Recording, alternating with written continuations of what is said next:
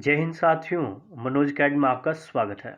आज के वीडियो में हम क्लास 12 के हिंदी इलेक्टिव अंतरा भाग 2 के पहले अध्याय कार्नेलिया का गीत, जिसके रचनाकार हैं जयशंकर प्रसाद। आज हम इस अध्याय के महत्वपूर्ण प्रश्नों का उत्तर करेंगे, जो कि संभावित आपके परीक्षा में पूछे जाने वाले प्रश्न होंगे। साथियों, इससे पहले मैं कार्नेलिया के गीत के जितने भी ऑब्जेक्टिव प्रश्न बन सकते थे उसके ऊपर मैं वीडियो बना चुका हूं। तो आपने वीडियो नहीं देखे तो आप हमारे चैनल के प्लेलिस्ट में जाकर देख सकते हैं, या फिर मैं इस वीडियो के डिस्क्रिप्शन बॉक्स में इसका लिंक दे दूंगा, जहां से आप देख सकते हैं। तो चलिए देर न करते हुए इस अध्याय के महत्वपूर्ण प्रश्नों का उत्तर करते हैं। देखते हैं पहला प्रश्न। देखिए, पहला प्रश्न है कि कार्नेलिया का गीत कविता में प्रसाद जी ने भारत के किन किन विशेषताओं की ओर संकेत किया है। तो हम इसका उत्तर करेंगे कि कार्नेलिया के गीत कविता में जयशंकर प्रसाद ने भारत के अनेक विशेषताओं की ओर संकेत किया है। जैसे, भारत देश मिठास और उल्लास से भरा है, यहाँ के लोगों में मिठास है और अनजान लोगों को भी भारत अपना सा लगता है और उन्हें भारत में सहारा मिलता है। दूसरे बिंदु में इसी में लिखेंगे कि इस देश में सूर्योदय का दृश्य बहुत ही आकर्षक और मनोहर है। सूर्योदय के समय तालाबों में कमल के फूल खिलकर अपनी सुंदरता बिखेरते हैं और सूर्य की किरणें उस पर नाचती सी दिखती है। यहाँ का सारा जीवन सरल और मनोहर लगता है। अब तीसरे बिंदु में लिखेंगे कि यहाँ की हरियाली से भरी जमीन पर जब सूर्य की किरणें पड़ती है तो ऐसा लगता है कि मानो जैसे हर ओर मांगलिक कुमकुम बिखरा हुआ है। थोड़ा टाइपिंग मिस्टेक है, ओ हार होगा वहां पे। अब देखिए दूसरा प्रश्न है कि उड़ते खग और बरसाती आंखों के बादल में क्या विशेष अर्थ व्यंजित होता है। तो हम इसका उत्तर करेंगे कि उड़ते खग इंद्रधनुष के समान सुंदर पंखों को फैलाकर पक्षी भी जिस ओर मुंह करके उड़ते हैं वही उनके घोंसले हैं, अर्थात वे भारत को ही अपना घर मानते हैं।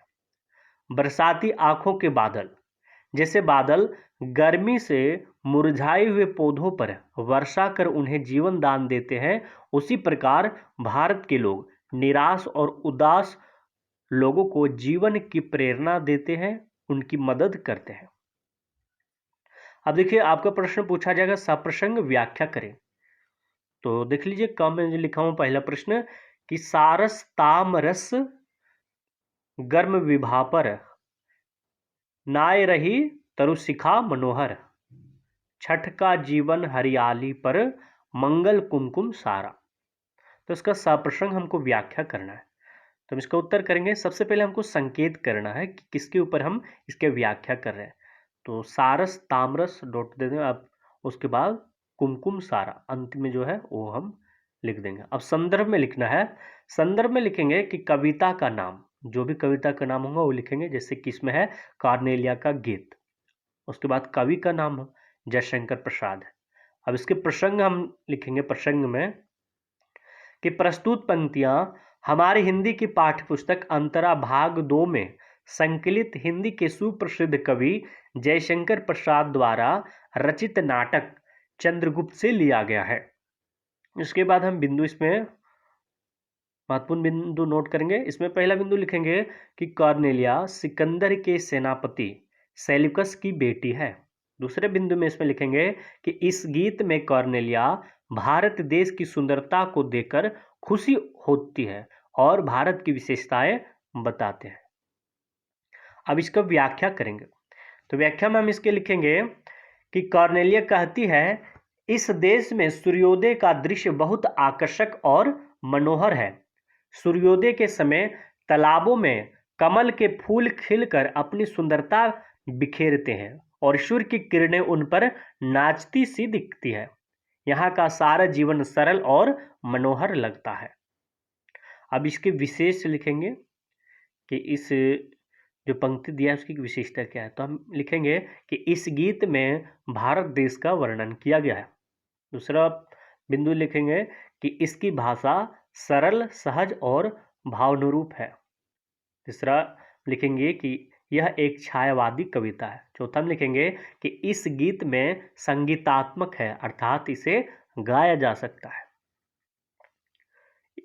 उसके बाद इसमें लिखेंगे कि इस गीत में खड़ी बोली का प्रयोग किया गया है।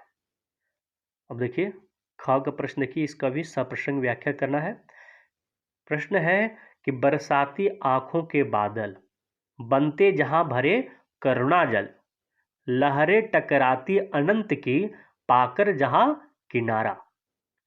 तो हम उत्तर में पहले संकेत करेंगे किसके बारे में, हम इसकी सप्रसंग व्याख्या करेंगे। तो हमको शॉर्ट में लिखना है बरसाती आंखों, उसके बाद अंत का जो है वो लिख देंगे जहां किनारा। संदर्भ में लिखेंगे यही कि कवि का नाम जयशंकर प्रसाद, कविता का नाम कार्नेलिया के गीत। प्रसंग में लिखेंगे कि प्रस्तुत पंक्तियां हमारे हिंदी पाठ्यपुस्तक अंतरा भाग 2 में संकलित हिंदी के सुप्रसिद्ध कवि जयशंकर प्रसाद द्वारा रचित नाटक चंद्रगुप्त से लिया गया है। अब इसमें भी कुछ महत्वपूर्ण दृष्टांत को हम दर्शाएंगे। पहला बिंदु में लिखेंगे कि कार्नेलिया सिकंदर के सेनापति सेल्यूकस की पुत्री है। दूसरा में लिखेंगे कि इस गीत में कार्नेलिया भारत देश की सुंदरता को देखकर खुश होती है और भारत की विशेषता बताती है। अब इसको व्याख्या हम करेंगे। पहला बिंदु में कि जैसे बादल गर्मी से मुरझाए हुए पौधों पर वर्षा कर उन्हें जीवन दान देते हैं, उसी प्रकार भारत के लोग निराश और उदास लोगों को जीवन की प्रेरणा देते हैं, उनकी मदद करते हैं।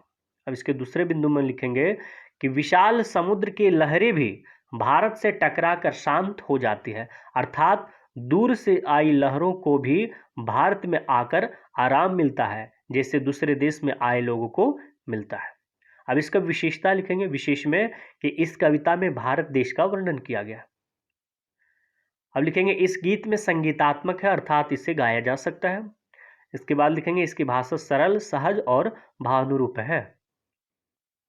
अब देखिए ग में है सप्रसंग व्याख्या करने के लिए कि अरुण यह मधुमय देश हमारा, जहां पहुंच अनजान क्षितिज को मिलता एक सहारा। तो हम इसका उत्तर करेंगे। संकेत में लिखेंगे कि अरुण यह, उसके बाद देख लिखेंगे अंत में जो है सहारा वो लिख देंगे। अब संदर्भ में लिखेंगे कि कवि का नाम जयशंकर प्रसाद, कविता का नाम कार्नेलिया का गीत। अब प्रसंग में लिखेंगे कि प्रस्तुत पंक्तियां हमारे हिंदी के पाठ्य पुस्तक अंतरा भाग 2 में संकलित हिंदी के सुप्रसिद्ध कवि जयशंकर प्रसाद द्वारा रचित नाटक चंद्रगुप्त से लिया गया है। अब इसके कुछ महत्वपूर्ण दृष्टांत को दर्शाएंगे। पहला बिंदु में लिखेंगे कि कार्नेलिया सिकंदर के सेनापति सेल्यूकस की बेटी है। इस गीत में कार्नेलिया भारत देश की सुंदरता को देखकर खुश होती है और भारत की विशेषताएं बताती है। अब इसकी हम व्याख्या करेंगे।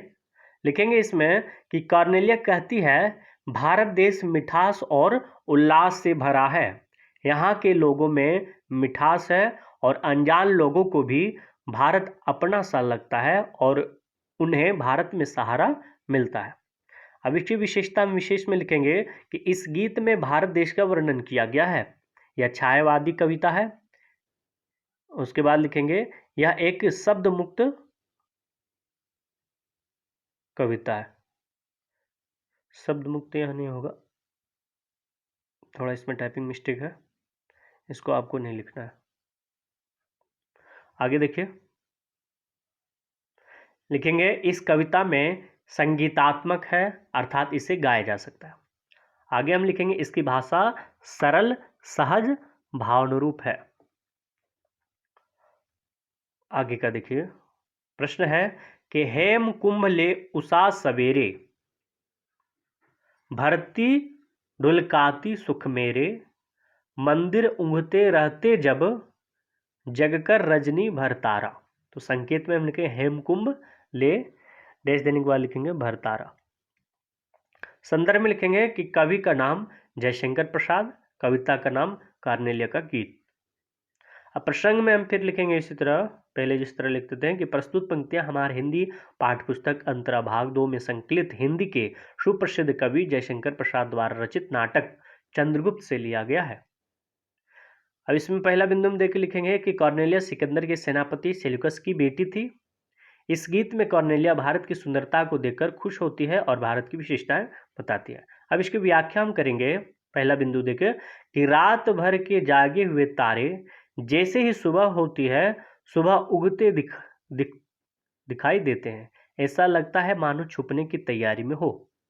दूसरा हम लिखेंगे तब उषा यानी सुबह रूपी नायिका सूर्य रूपी सुनहरे कलश में सुख रूपी जल लेकर आती है और भारत की धरती पर लुढ़का देती है। इसमें लिखेंगे कि प्रातः काल होने पर भारतवासी सुखी और खुशहाल दिखाई देते हैं। तो साथियों, इसके अलावा आप इसके जो विशेष है, जो पहले जिस तरह विशेष में लिखे थे वो भी आपको लिख देना है। तो साथियों, आपको वीडियो कैसा लगा आप हमें कमेंट करके अवश्य बताएं। आपका बहुत बहुत धन्यवाद।